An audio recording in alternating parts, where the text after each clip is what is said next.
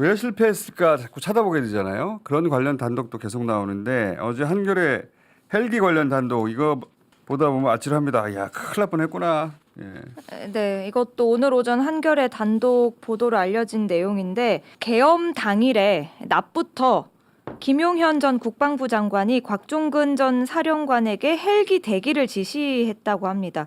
오후 한 1시에서 2시쯤 낮부터 준비라고 했는데 헬기를 사전에 육군 특전사령부에 가져다 두라 이렇게 지시했다고 하고 그런데 곽종근 사령관은 내 지시 없이는 헬기를 띄우지 말라라고 했다고 합니다. 그러니까 나중에 알려진 바로는 사전에 이런 계엄 같은 일이 있을 것이라고 들어서 반신반의하여 여단장들에게 아무런 지시를 하지 않았다고 합니다.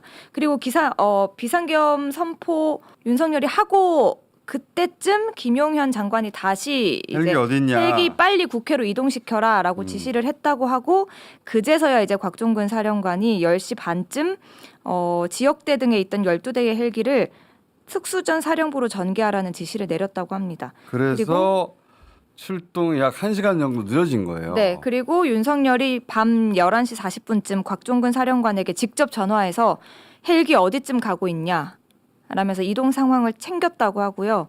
그리고 국회로 출발한 그 특전사 헬기가 비행 목적을 밝히지 않아서 서울 상공 진입 불허를 처음에 받았다고 해요. 그래서 좀 더 지연되기도 했습니다.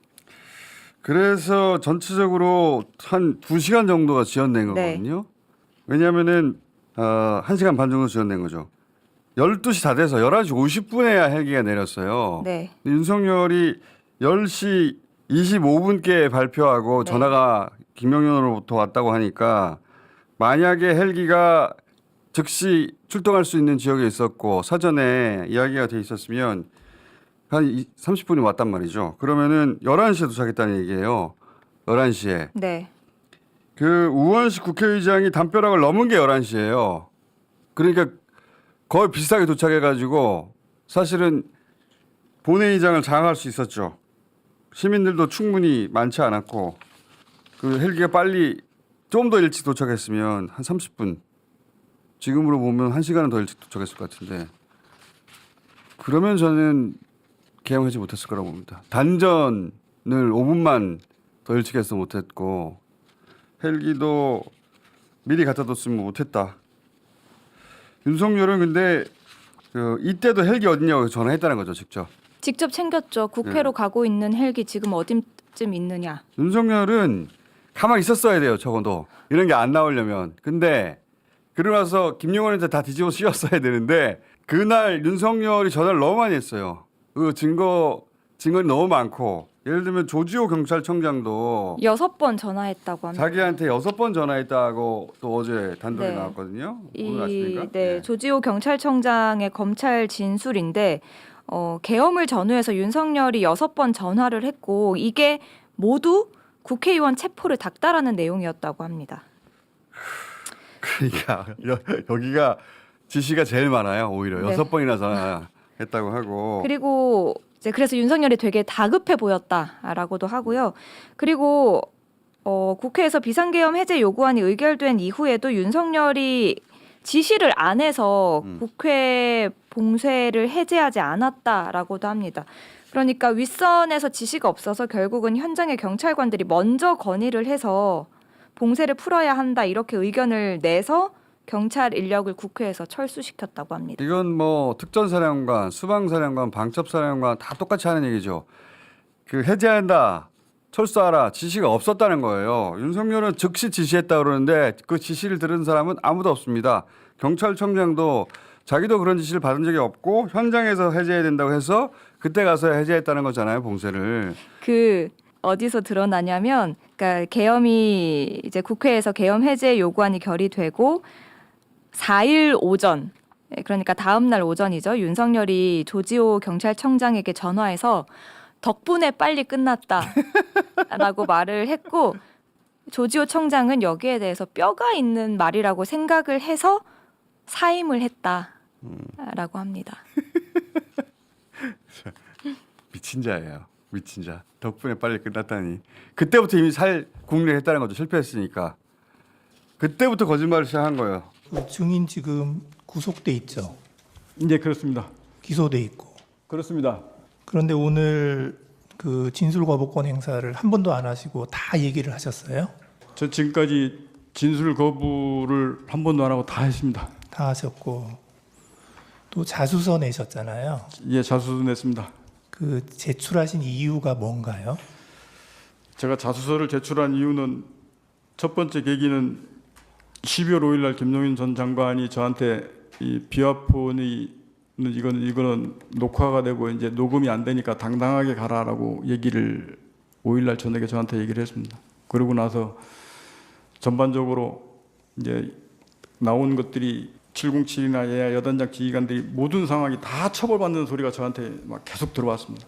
그래서 제가 이거를 정말로 사실대로 제가 정확하게 얘기하지 않으면 문제가 정말 생기겠구나 라는 생각을 판단을 하게 됐고, 그리고 제가 자수서를 진실되게 써놔야 제가 이후에라도 제 기준점이 돼서 안 흔들릴 것 같았습니다.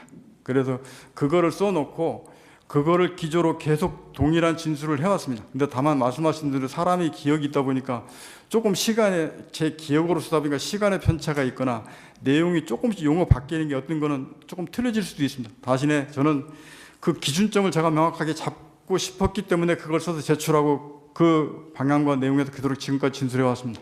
그 곽정훈 전 사령관은 있는 그대로 얘기했죠. 근데 알고 보니까 그 김용현 전 국방장관의 변호인이 이 진술을 거부한 사실상 묵비권을 행사한 것과 마찬가지인 헌재에서 네. 여인영, 이진우 두 사람을 여러 차례 접견했다는 거 아닙니까? 네. 그 이진우 사령관 같은 경우에 국회 국정조사 특위 출석 하루 전날 만나기도 했고요. 여인영 전 사령관 같은 경우에도 헌법재판소 탄핵심판 증인 출석 하루 전날 만났습니다. 반면 그대로 진술했던 있는 그대로 진술했던 소상이 곽정근 전 특전사령관 같은 경우는 거부했다는 거잖아요. 네. 네. 이제 만나자라는 시도가 있었는데 단호하게 바로 거절했다고 합니다. 만난 다음에 이진우 사령관 그리고 여인영 사령관은 윤석열의 탄핵심판 변론 기일에 나와서 형사재판이 있다라는 이유로 대부분 진술을 거부하거나 소극적으로 이제 그랬죠. 답했고, 또 일부 증언은 검찰에서 이야기했던 것으로 알려진 것과 내용이 달라졌습니다. 그러니까 이제 회유했을 가능성을 의심하게 되는 거죠. 그런데 이제 곽정훈 전 사령관은 접견도 거부했고 자기가 겪은 바를 아주 소상하게 밝혔죠. 다시 한번 봅시다. 자신이 윤석열로부터 지시를 받던 상황, 그 지시가 부하들에게 전파되는 상황, 그 자체가 또 생중계 됐다는 거잖아요. 네. 그래서 부하들이 다 알고 있는데 24년 12월 4일 날 00시 20분부터 00시 57분경 특수임무단장 김현태 그리고 1여단장 이상현에게 건물 유리창을 깨고서라도 국회 본관 안으로 진입하라. 국회의원 150명이 넘으면 안 된다. 본회의장 문을 부수고라도 안으로 들어가 국회의원들을 밖으로 끌어내라. 대통령님 지시다. 문짝을 도끼로 부수고라도 안으로 들어가서 다 끄집어내라. 전기라도 차단하라. 뭐 이런 지시를 했다고 공소장에 있는데 증인 이게 맞습니까? 제가 이거를 하라고 지시한 게 아니고 대통령과 김용현 전 장관이 저한테 지시한 내용을 참모들과 현장에 있는 지휘관하고 논의하는 과정의 내용이 그대로 써 있습니다. 그때 당시 상황은 저는 이렇게 전투통제실에서 이렇게 앉아 있어서 앞에 화면을 보고 이렇게 지휘를 하고 있었고, 707 특임단장은 현장에 나가서 현장 밖에 있었고, 그 다음에 1공수 여단장은 지휘 차량을 타고 그렇게 되다 보니까 저는 707 특임단장한테는 비아폰으로밖에 지시할 수가 없었고, 나머지는 저도 그 중간에는 몰랐는데 나중에 알았는데 이 마이크를 지금 이렇게 켜 있지 않습니까? 이게 시작할 때부터 이 마이크가 이제 명령하더라도 이게 켜 있었는데 이걸 안 끄고 그대로 끝날 때까지 그대로 뒀었던 것 같습니다. 예. 그렇게 하다 보니까 제가 얘기하는 것, 장관 지시하는 것, 뭐 대통령 지시받고 막 얘기하는 것, 이런 내용들이 명령하달 때부터 끝날 때까지 예하 전체 인원들까지 이게 라이브로 생방송이 돼버렸습니다. 예, 알겠습니다. 1여단장은 자기 차량 스피커로 그대로 연동이 돼서 거기서 막 아는 내용들이 다 생중계에서 넘어갔던 모양입니다. 707 특임단장 같은 경우는 이 전체의 내용을 그때 당시는 몰랐고 제가 전화로 하는 사항들을 막 지시받고 하는 사항들을 이해해 있어서 정도의 차이가 좀 있었습니다. 지금 상황 말씀을 해주셔서 잘 이해가 됐는데요. 어쨌든 이 공소장에 있는 이런 말들이 그 시간에 있었던 거는 맞습니까? 있었던 건 맞습니다. 예. 그러면 이제 여기 대통령님 지시다라는 표현도 있는데 이것도 분명합니까? 네, 이런 내용들을 전파하면서 상의하고 논의하고 했었는데 제가 지금 돌이켜봐서는 아마 스피커폰으로 이 내용을 다 듣고 있었던 것 같습니다. 곽종근 전 특전사령관의 이야기는 말주변이 아주 뛰어난 분은 아닌데 단순히 자기 기억에 의존해서 진술하는 게 아니라 증언하는 게 아니라 그 상황을 실시간으로 들은 부하들의 기억까지 보태지고 네. 그리고 그 통화 녹취를 가지고 있던 그 부하들의 그 내용까지 더해져서 가장 그때 상황이 온전하게 복원된 게 곽종건 전 사령관의 조서라는 겁니다. 그리고 그렇기 때문에 곽 전 사령관은 본인 스스로도 진실을 밝히겠다고 결심하긴 했지만 국회에서 나와서 증언하기 전날 이미 검찰에서 사실을 다 말합니다. 그때 자신이 했던 말을 자기 부하들이 다 들었던 거예요. 그래서 거짓말할 수가 없는 겁니다. 그런 의미에서 곽종원 전 사령관의 증언이 당시 상황 관련해서 가장 있는 그대로의 입체적 진실에 가깝다.